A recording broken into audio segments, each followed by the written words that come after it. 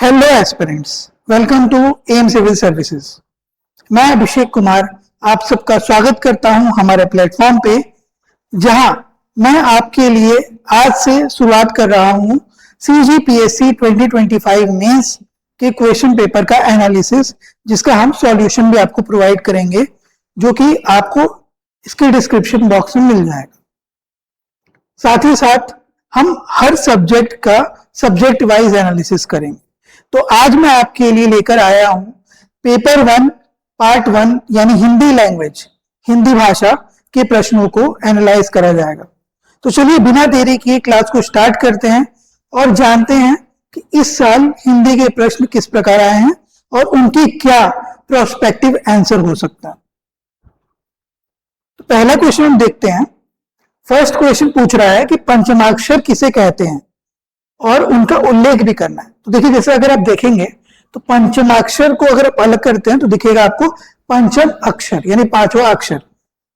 ठीक है, तो ये है आपका देवनागरी वर्णमाला के हिसाब से जितने भी व्यंजन वर्ग हैं, ठीक है, जितने भी व्यंजन वर्ग आपको दिखते हैं, जैसे क वर्ग, च वर्ग, ट, त और प, इनका जो पांचवा वर्ड होगा, पांचवा अल्फाबेट होगा या पांचवा अक्षर होगा, उसे हम कहते हैं पंचमाक्षर, जिसे नाक के भी कहा जाता है। नाक क्यों कहते हैं? क्योंकि नाक से बोला जा रहा है। ठीक है, इसका उच्चारण नाक से, वायु जो है मुख के साथ साथ नासिका से भी निकलती है। तो यहाँ पे उल्लेख है पांचों अक्षरों का, ड़, ण, न, न, म। ठीक है, ये दिख रहा होगा आपको, क वर्ग से, च वर्ग से, ट वर्ग से, त वर्ग से और प वर्ग से। तो ये था पहला क्वेश्चन जिसका आंसर आपको करना था। पंचमाक्षर कहते हैं हम हर व्यंजन वर्ग के पांचवें अक्षर को। ठीक है, अगला क्वेश्चन हम देखते हैं। अगला क्वेश्चन पूछ रहा है कि त वर्ग का उच्चारण स्थान बताना है आपको। ठीक है, हम एक काम करते हैं, सारा क्वेश्चन देख लेते हैं, फिर उसका सॉल्यूशन आ देखते हैं। त वर्ग का उच्चारण स्थान दूसरा प्रश्न है और पहले प्रश्न का तीसरा है। अनुनासिक किसे कहते हैं? चौथा प्रश्न है। स्वर अल्पप्राण होते हैं या अथवा महाप्राण होते हैं?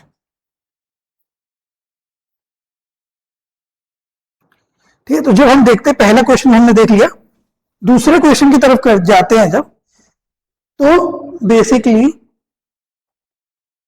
आपके जितने भी त वर्ग हैं, ठीक है, वो सारे दांत से बोले जाते हैं। ठीक है, दांत का यूज होता है।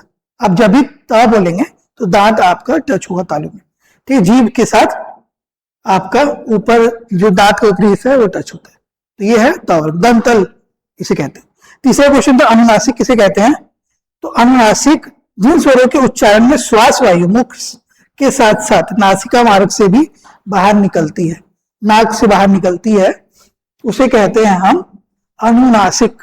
ठीक है, मुख और नाक दोनों से श्वास निकलने को। ठीक है,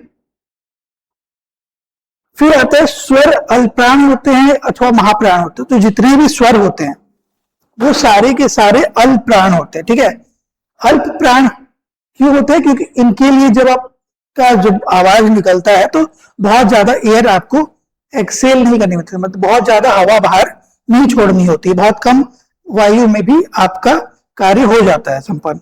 तो फेफड़ों से निकलने वाली श्वास वायु की मात्रा कम होती है। ठीक है, तो इसे हम कहते हैं अल्पप्राण। ठीक है, अल्पप्राण। अगला क्वेश्चन है, अगला क्वेश्चन हम देखते हैं। तो पूछ रहा है दूसरा का पहला कि पुल्लिंग शब्द नहीं है बताना है। ठीक है, लगान, मिलान, उड़ान, पान। ठीक है, तो इसका उत्तर है आपका उड़ान। ठीक है, उड़ान जो है वो पुल्लिंग नहीं स्त्रीलिंग शब्द है। हालांकि हमें पता है कि जितना भी वर्ड्स, ज्यादातर वर्ड्स जिनके एंड में आन लगता है वो स्त्रीलिंग होते हैं, पर यहाँ पे लगान, मिलान और पान जो है ना पुल्लिंग है। क्यों? क्योंकि लगान जो है आप किसी से लेते हैं तो लगान लिया जाता है, वो मेल हो गया। ठीक है, उड़ान भरी जाती है, फीमेल हो गया। मिलान किया जाता है और पान खाया जाता है। ठीक है, अगला क्वेश्चन है कि निम्नलिखित वाक्य के रेखांकित अंश में प्रयुक्त कारक को पहचानना है। मोहन ने घड़े से पानी डाला। ठीक है, तो घड़े से में आपका अंडरलाइंड है। और इसके बाद अगला क्वेश्चन है प्रेरणार्थक क्रिया किसे कहते हैं, और फिर है निम्नलिखित वाक्य में प्रयुक्त किया क्रिया विशेषण को लिखिए। अच्छा लड़का कक्षा में शांतिपूर्वक बैठता है। ठीक है, तो पुल्लिंग शब्द नहीं है। लगान, उड़ान, मिलान, पान में मैंने आपको बता दिया कि उड़ान स्त्रीलिंग शब्द है, बाकी सब मिलान हो गया, पान हो गया और लगान ये पुल्लिंग शब्द है। निम्नलिखित वाक्य में रेखांकित शब्द तो बोला था कि यहां पे रेखांकित था कि घड़े से पानी डाल। ठीक है, घड़े से, तो घड़े से जो था वो अपादान कारक होता है क्योंकि विभक्ति चिन्ह से जुड़ रहा है। ठीक है, घड़े से, तो जहां किसी वस्तु या संज्ञा का किसी निश्चित स्थान या बिंदु से अलग होना, मतलब अलगाव कर रहा है। मोहन अलग, ठीक है, घड़े से पानी पी रहा है, किसी एक चीज से अलग किया जा रहा है, पानी को घड़े से अलग किया जा रहा है। ठीक है, फिर अगला क्वेश्चन है प्रेरणार्थक क्रिया किसे कहते हैं। जिस क्रिया से यह बोध हो कि कर्ता यानी सब्जेक्ट स्वयं कार्य ना करके किसी अन्य विधि द्वारा या अन्य व्यक्तित्व द्वारा उस कार्य को करवाता है या उसे प्रेरित करता है, उसे हम कहते हैं प्रेरणार्थक। मतलब किसी को प्रेरणा, मोटिवेट कर रहा है। ठीक है, इंग्लिश में मोटिवेशन होता है, तो कॉजेटिव वर्ब बोलते हैं इसको, कॉज किया जा रहा है। इसके उदाहरण क्या होंगे, पढ़ना। ठीक है, प्रथम प्रेरणार्थक पढ़ना, उसके पढ़ाना उसका हो जाएगा, पढ़ाया जा रहा है, किसी को मोटिवेट किया जा रहा है। द्वितीय प्रेरणार्थक पढ़वाना, किसी और से पढ़वाया जा रहा है। करना, ठीक है, कराना, किसी से करवाया जाना, और करवाना, किसी और से करवाना। ठीक है, तो ये हो गया आपका प्रेरणार्थक शब्द का भेद। अगला क्वेश्चन है कि निम्नलिखित वाक्य में प्रयुक्त क्रिया विशेषण पहचानना। अच्छा लड़का कक्षा में शांतिपूर्वक बैठता है, तो इसमें क्रिया विशेषण कौन सा होगा, वो होगा शांतिपूर्वक, क्योंकि बैठ रहा है, वो कार्य कर रहा है, पर वो कैसे बैठ रहा है उसकी विशेषता बता रहा है। ठीक है, तो शांतिपूर्वक बैठ रहा है, तो ये कैसा होगा, रीतिवाचक। ठीक है, रीतिवाचक क्यों होगा, क्योंकि किस ढंग से या किस स्थिति में वो बैठ रहा है, रीति में बैठ रहा है, इसको बताया जा रहा है इसके थ्रू, यानी रीतिवाचक क्रिया विशेषण है ये, एडवर्ब ऑफ मैनर। अगला क्वेश्चन देखते हैं, पर्यायवाची और विलोम शब्द बताना है। ठीक है, सबसे पहले यहां पे पूछा था कि इनमें पर्यायवाची बताना है। सिंह का पर्यायवाची वनराज, शार्दुल, नाहर, केहरी, मृगराज, कुछ भी आप लिख सकते हैं। आनंद का हर्ष, प्रसन्नता, उल्लास, प्रबोध, मोद, कुछ भी लिख सकते हैं। मृग का हिरण, हरिण, कुरंग, सारंग, चमरी, कुछ भी लिख सकते हैं। अनुपम, अद्वितीय, अपूर्व, अनूठा, अतुल्य या अद्भुत। ठीक है, अब यह पूछ रहा है विलोम शब्द, तो विलोम निष्काम का सकाम, मतलब जो कोई, जैसे कोई काम नहीं है, जैसा कुछ काम हो, सकाम। पाश्चात यानी कि पुराना। ठीक है, मतलब बहुत सॉरी, पाश्चात मतलब नया, दूसरी तरफ का, तो उसका हो जाएगा पूर्वी, पुरसत्व। ठीक है, बेसिकली हम बोल रहे हैं कि ये हो गया eastern side and western side के हिसाब से। प्राचीन की बात करें तो प्राचीन का नवीन या अर्वाचीन। ठीक है, मतलब नवीन लिखेंगे तो ज्यादा आसान रहेगा याद रखना। प्राचीन यानी ओल्ड, एंशिएंट और मॉडर्न। ठीक है, निषिद्ध या विहित। ठीक है, समुच्चारित भिन्नार्थक शब्द एवं वाक्यांश के लिए एक शब्द प्रयुक्त करना है। ठीक है, तो प्रसाद, प्रसाद और प्रसाद, ये दो शब्द था, इन दोनों को आपको बताना था। तो भगवान को का नैवेद्य या भोग, उसे हम कहते हैं प्रसाद। ठीक है, भोग जो चढ़ता है, और प्रसाद यानी एक बड़ा क्या बोल सकते हैं, बिल्डिंग। ठीक है, तो राजमहल हो गया, भव्य भवन हो गया, राजा का निवास स्थान, वही चीज है, हवेली वगैरह, कुछ भी जो ये बड़ा वृहद हो, ठीक है, बड़ा स्ट्रक्चर हो, बिल्डिंग हो, उसे हम कहते हैं प्रासाद। आसन बनाम आसन्न, तो आसन क्या होता है, जहां बैठते हैं, जिस चीज पे बैठे हैं उसे हम आसन कहते हैं। और आसन्न क्या होता है, निकट आया हुआ, मतलब जो हमारे नजदीक आ जाता है, पास आ जाता है, उसे हम कहते हैं आसन, अत्यधिक समीप।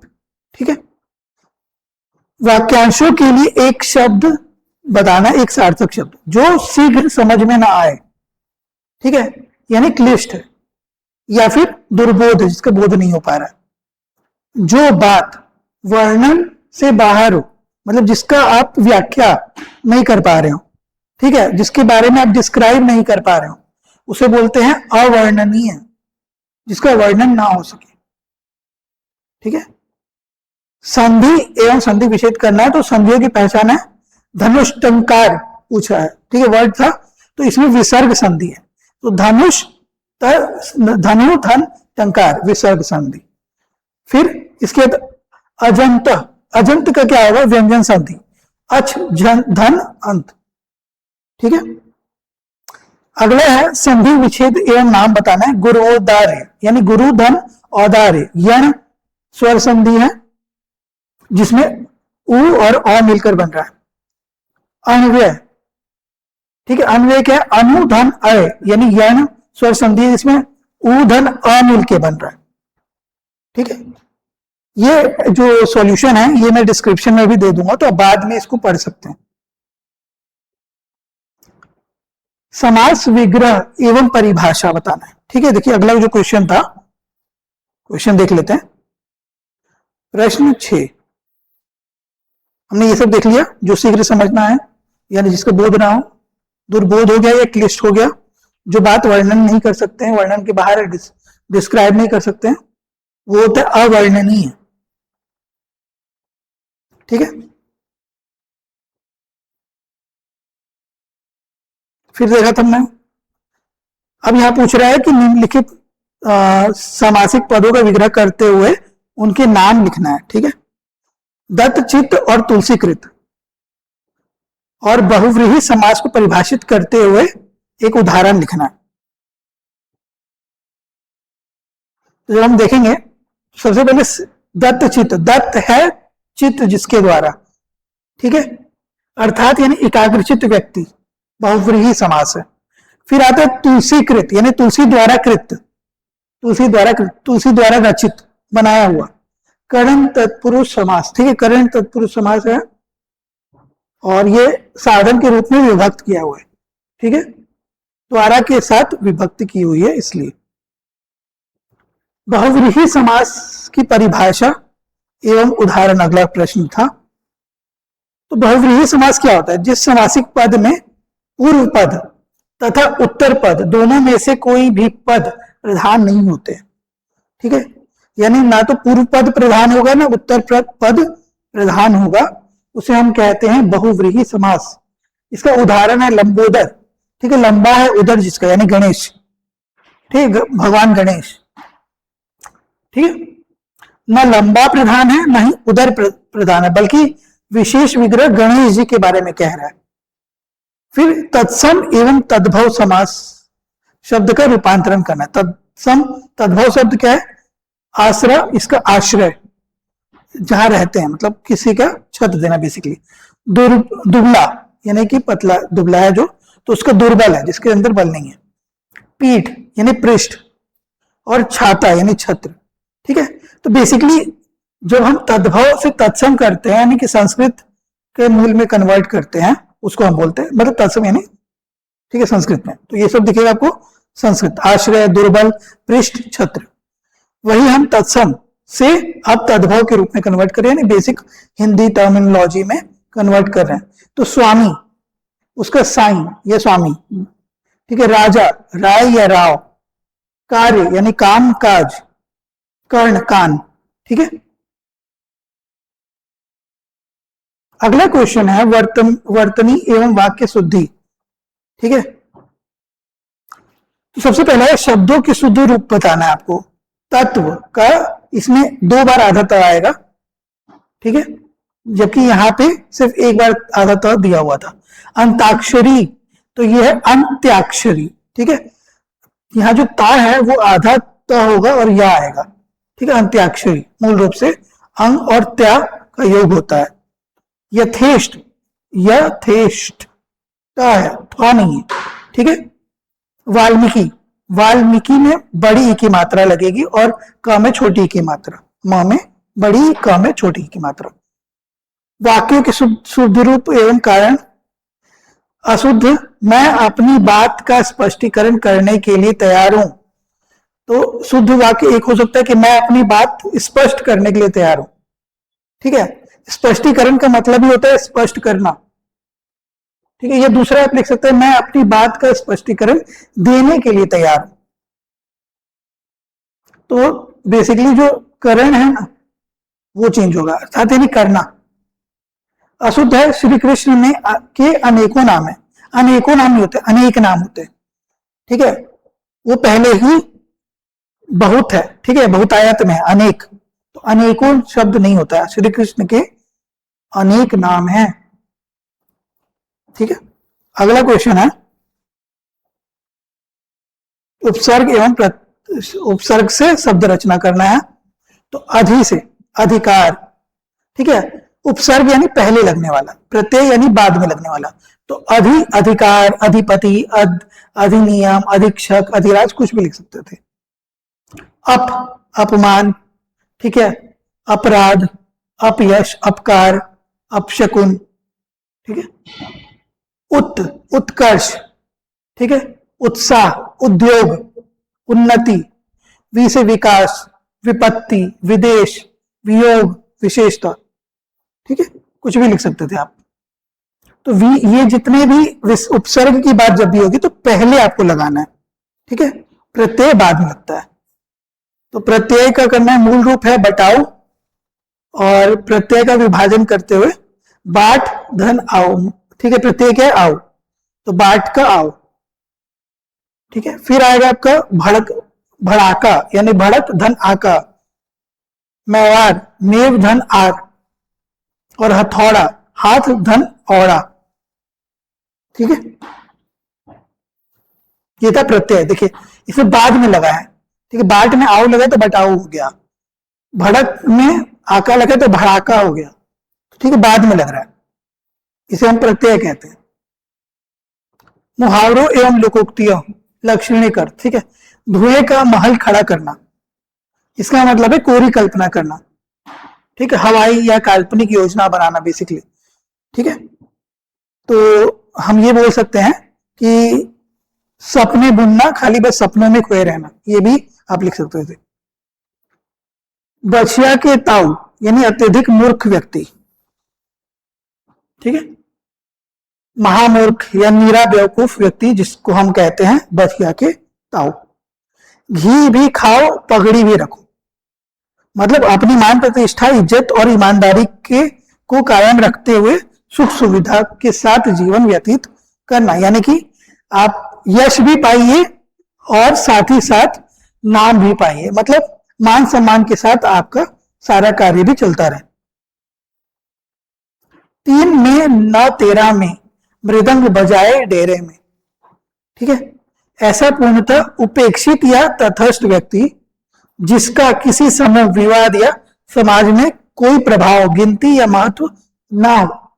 ठीक है, और वह अपनी ही मस्ती या धुन में मगन रहता हो। ठीक है, यानी कुल मिलाकर जिसको दीन दुनिया से कोई फर्क ही नहीं पड़ता, जिसकी दीन दुनिया को भी कोई फर्क नहीं पड़ती। ठीक है, 3 में ना 13 में, मतलब किसी के साथ किसी ग्रुप में वो फिट नहीं बैठता है, पर फिर भी वो खुश है, अपना जीवन अपने हिसाब से जी रहा है। ठीक है, अब ये हिंदी साहित्य का इतिहास एवं काल विभाजन है, तो आप देख लीजिएगा आंसर पॉज करके। Modern vernacular literature of Hindustan के नाम से हिंदी साहित्य का इतिहास किसने लिखा है पूछा गया, तो डॉक्टर जॉर्ज अब्राहम गियर्सन ने लिखा था। ठीक है, सन 1888 में, 1888 में किसने लिखा, जॉर्ज गियर्सन ने। हिंदी साहित्य के स्वर्ण युग के बारे में संक्षिप्त टिप्पणी कीजिए। तो बेसिकली भक्तिकालीन काव्य जो था ना, 1375 से काल जो शुरू होता है 1700 तक चलता है, इसको हम मानते हैं कि ये स्वर्णिम युग रहा है, क्योंकि इसमें बहुत सारी रचनाएं हुई हैं, हिंदी को बहुत ज्यादा ही प्रोत्साहन मिला था। ठीक है, पुनर्जागरण का काल कब होता है, तो पुनर्जागरण का काल यानी कि जब ऑलमोस्ट हमें लगता है खत्म हो चुका है लेकिन फिर से रिवाइव होता है, तो रिवाइव का आधुनिक काल के प्रथम चरण की बात कर रहे हैं हम। जो आपका मॉडर्न इंडियन हिस्ट्री में आप जब देखेंगे तो जो आपका भक्ति काल या बोल सकते हैं कि रिनेसेंस काल है हिस्ट्री में, उस टाइम पे भी हिंदी का पुनर्जागरण हुआ था। ठीक है, डॉक्टर नागेंद्र ने इस पुनर्जागरण काल को संज्ञा दी थी, भारतेंदु युग भी बोलते हैं हम। 14वीं सदी के मध्य में 17वीं सदी के मध्य तक के कालखंड को हिंदी साहित्य के इतिहास में किस नाम से जाना जाता है? तो इसे हम भक्ति कालीन कहते हैं। ठीक है, भक्ति काल यहां मैंने आपको दिखाया ही था कि 1300 से 1700 के बीच, मतलब 18वीं सदी से पहले और 14वीं सदी के आसपास का समय काल। ठीक है, फिर भक्ति काल का वर्गीकरण करना है, 100 शब्दों में अपनी समीक्षा करिए।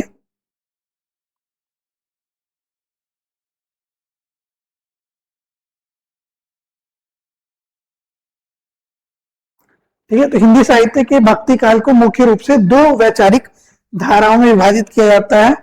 पहला है निर्गुण काव्य धारा और दूसरा है सगुण काव्य धारा। ठीक है,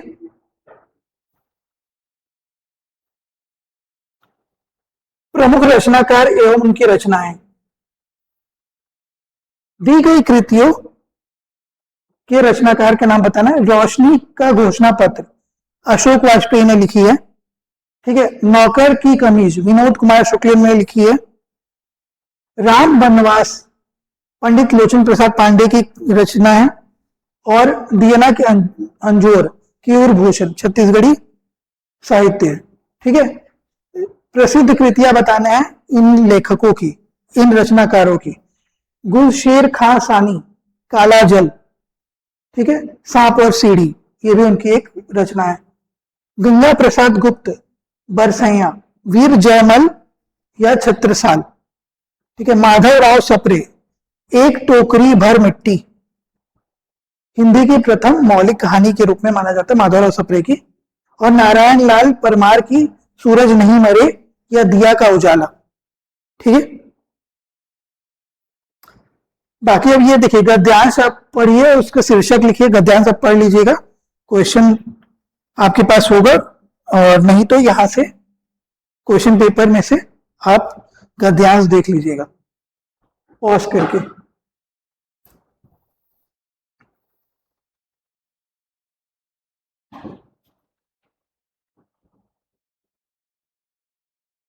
ठीक है, ये पॉज करके गद्यांश पढ़ लीजिएगा। और मैं पीडीएफ भी डिस्क्रिप्शन में दे दूंगा, तो आप लोग डाउनलोड करके भी पढ़ सकते हैं। ठीक है, तो ये जब आप पढ़ लेंगे तो इसके कुछ क्वेश्चंस पूछे गए। गद्यांश का उचित शीर्षक लिखना है और गद्यांश का सारांश 1/3 में लिखना है। ठीक है, तो जब देखेंगे तो उपयुक्त शीर्षक क्या हो सकता है?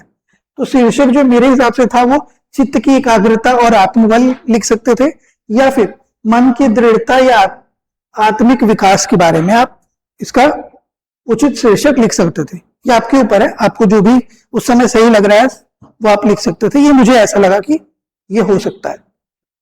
गद्यांश का सारांश, तो ये सारांश जब हम लिखेंगे 1/3 में, तो बेसिकली इसको पढ़ लीजिएगा। तो सारांश है कि भाई कितना हम ब्रीफ उसको बता सकते। तो व्यवहारिक और परमार्थिक दोनों क्षेत्रों के की सर्वोपरि सफलता मन की एकाग्रता पर टिकी है। ठीक है, बेसिकली मन की एकाग्रता क्या है और उससे आपको कितना हौसला या आत्मबल मिलता है उसके बारे में लिखा हुआ है। ठीक है, शारीरिक हार्यों के बावजूद आत्मिक शक्ति को सुदृढ़ रखने का एकमात्र अचूक साधन चित्त की एकाग्रता है। ठीक है, कई बार आप लोग को बोलते हैं ना कि जब भी आप कहीं भटक रहे हो तो अपने मन को एक जगह रखिए, शांत रखिए, तो आप जो भी करना चाहते हैं वो कर लेंगे। वही चीज यहाँ पे कही गई है। ठीक है, अब फिर इसके बाद आता है अपठित गद्यांश बोधन। तो वहां पे भी क्वेश्चन आप देखेंगे, यहां पे भी आप देख के पॉज करके पढ़ लीजिएगा अपठित गद्यांश। ठीक है, मैं हट गया हूं, अब पॉज करिएगा, पढ़ लीजिएगा। यहां से स्टार्ट है।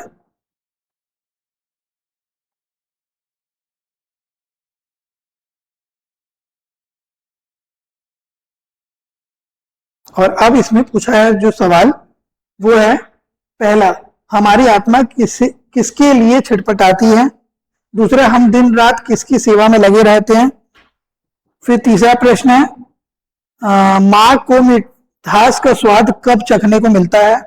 और देहबद्ध आत्मा का आश्रय लिखना है हमें। और लास्ट में रेखांकित पंक्तियों को, ठीक है, आत्मा को तो मुक्तानंद चाहिए। पंक्तियों की व्याख्या लगभग 100 शब्दों में आपको करनी है, मतलब इस पूरे का व्याख्या आपको करना है। तो जो हम बात करेंगे पहला प्रश्न, तो हमारी आत्मा किसके लिए छटपटाती है। हमारी आत्मा छटपटाती है, मूल प्रकृति है कि सर्वव्यापक होने के लिए तथा संपूर्ण जगत को अपने निस्वार्थ प्रेम के आलिंगन में बांधने के लिए निरंतर छटपटाती रहती है, जैसा उस गद्यांश में दिया हुआ है। हम दिन रात किसकी सेवा में लगे रहते हैं। तो हम दिन रात केवल अपने नश्वर भौतिक शरीर यानी देह की सेवा में, सुख सुविधा में, भोग विलास में लगे रहते हैं। ठीक है, सॉरी। माँ को मिठास का स्वाद कब चखने को मिलता है। जब माँ जब अपने बच्चे के लालन पालन के लिए सहर्ष अनेकों शारीरिक और मानसिक कष्ट से उठाती है, तब उसे निस्वार्थ त्याग और वात्सल्य की अनुपम मिठास का वास्तविक आनंद और यह स्वाद चखने को मिलता है। देहबद्ध आत्मा का आश्रय क्या है। देहबद्ध आत्मा का आश्रय है उस जीव आत्मा से जो अपने वास्तविक अनश्वर रूप को भूलकर, ठीक है, भौतिक शरीर के बंधनों, वासनाओं, सीमित स्वार्थ और मैं तथा मेरा के संकुचित मानसिक मोहमाया से आगे बढ़ जाता है। मतलब बेसिकली जो इस भौतिक संरचना को भूलकर आत्मिक सुख की तरफ बढ़ जाता है, उसे देहबद्ध आत्मा कहते हैं। ठीक है, तो बेसिकली मोह माया से जो बंधी हुई है उसके हिसाब से हम बोलते हैं देहबद्ध आत्मा।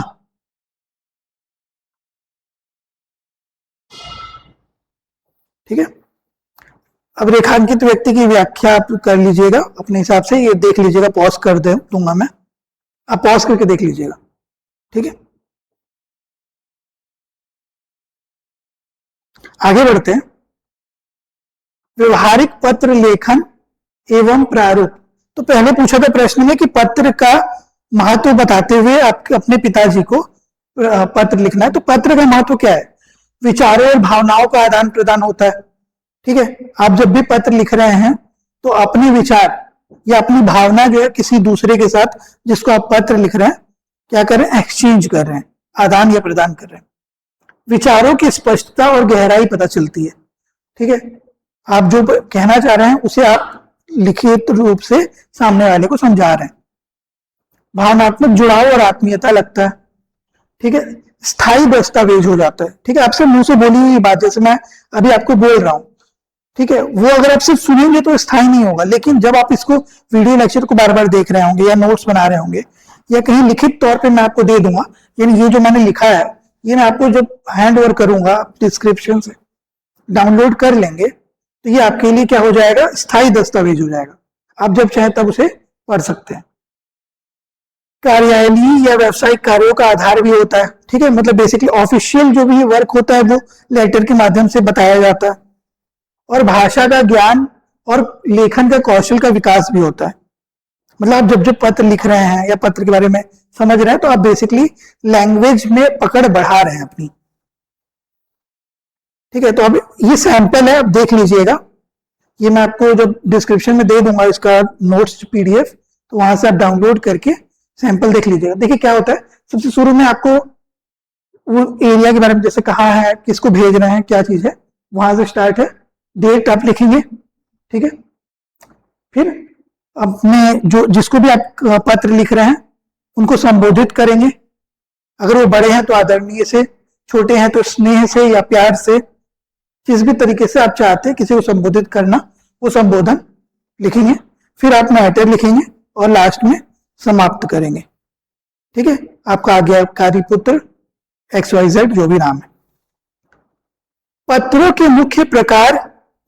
ठीक है, तो पत्रों को उनके स्वरूप, उद्देश्य और संबंध के आधार पर मुख्य रूप से दो श्रेणियों में बांटा जाता है। एक होता है अनौपचारिक पत्र यानी इनफॉर्मल लेटर, और दूसरा होता है औपचारिक पत्र यानी फॉर्मल लेटर।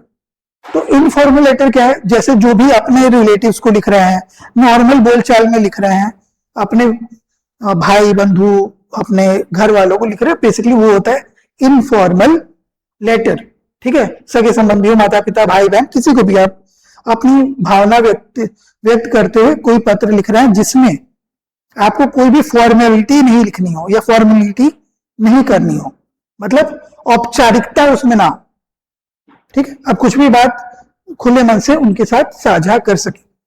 दूसरा, औपचारिक पत्र की जब हम बात करते हैं तो औपचारिक पत्र होता है बेसिकली ऑफिशियल लेटर होता है, वो जहां पे आपको डेटा, फैक्ट्स, जो तथ्य है, ये सारी चीजें आपको सही स्थिति में, सही पोजीशंस पे लिखनी होती है।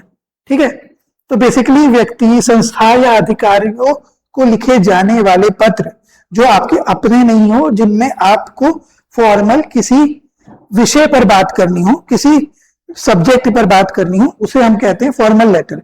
इसके भी कुछ प्रकार आते हैं, जैसे ऑफिशियल लेटर में शासकीय या कार्यालयीय पत्र, सरकारी विभागों के मध्य होने वाली जो भी बातचीत है, पत्राचार। व्यवसायिक पत्र, जो व्यापारिक प्रतिष्ठानों के या कंपनियों के बीच में जो लेटर एक्सचेंज होता है, उसे हम कहते हैं। प्रार्थना या आवेदन पत्र या एप्लीकेशन जो हम बोलते हैं, वो बेसिकली अपने से सीनियर को, अपने सीनियर ऑफिशियल्स को लिखा जाता है किसी भी सब्जेक्ट पे, जैसे अगर लीव लेना हो, छुट्टी लेनी हो, या कुछ इस तरह की चीजों के लिए लिखी जाने वाली पत्र को हम कहते हैं एप्लीकेशन। अगला क्वेश्चन है, कार्यालय आलेखन एवं प्रतिवेदन से परिपत्र एवं प्रपत्र की परिभाषा तथा सुधारण अंतर स्पष्ट करना है। ठीक है, मतलब उदाहरण के साथ अंतर स्पष्ट करना है। तो परिपत्र क्या होता है? सर्कुलर। सर्कुलर क्या होता है? किसी भी ऑफिशियल जो लेटर होगा जो कि ऊपर से नीचे की ओर सामूहिक रूप से, मतलब सबके लिए दिया जाता हो। ठीक, कोई एक पर्सनल व्यक्ति को नहीं ऑर्डर दिया जा रहा हो, बल्कि वो ऑर्डर सबके लिए हो। ठीक है, आदेश हो सकता है। ठीक है, तो इस तरह कोई भी चीज जो कि ऊपर से नीचे की तरफ फ्लो करती है, उसे हम कहते हैं प्रपत्र या सर्कुलर।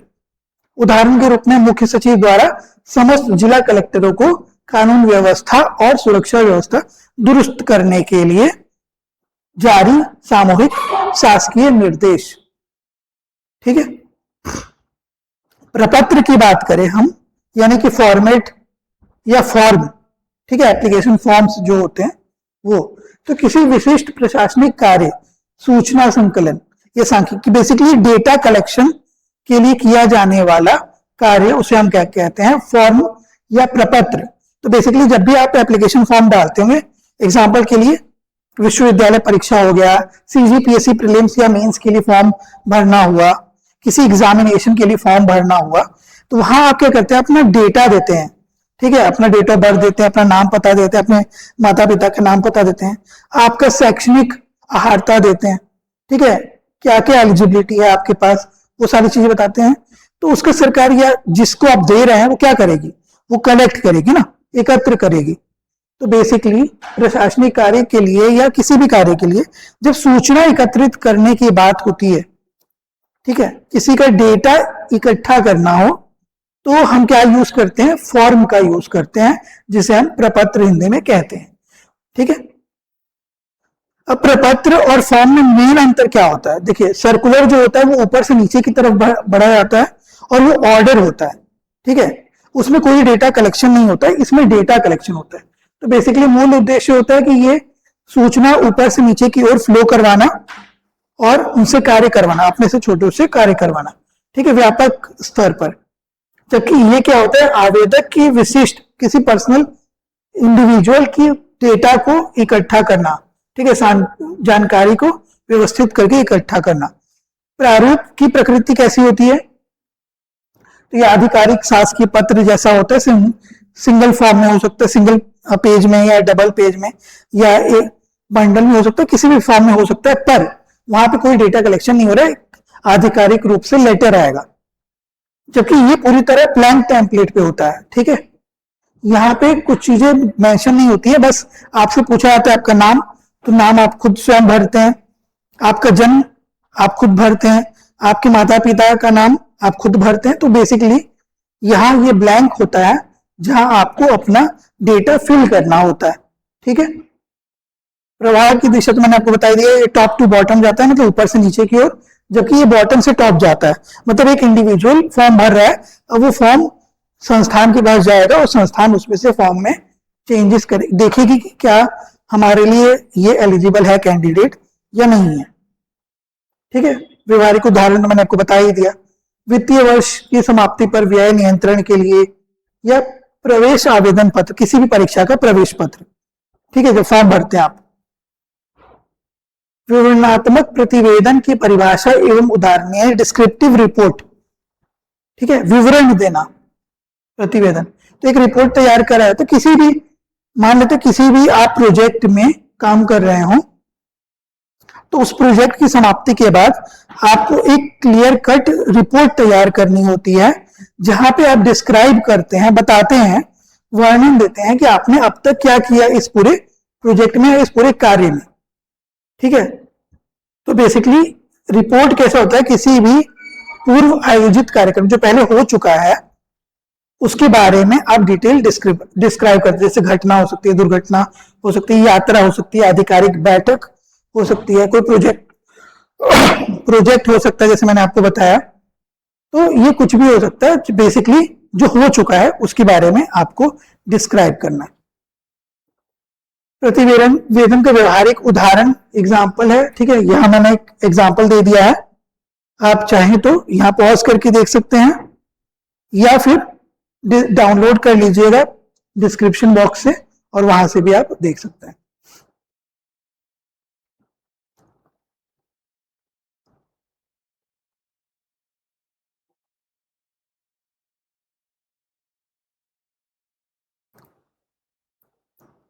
ठीक है, अब जो क्वेश्चन है वो है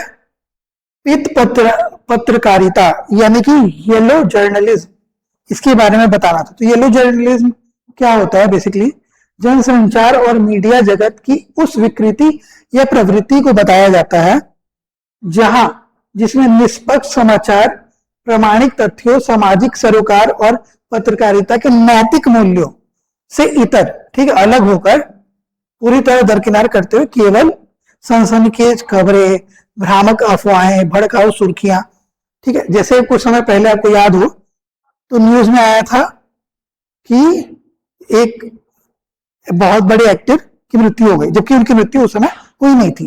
तो छोटे से भ्रामक अफवाह के कारण पूरा बड़ा सा न्यूज चला देना, ये भी पित्त पत्रकारिता यानी कि येलो जर्नलिज्म होता है।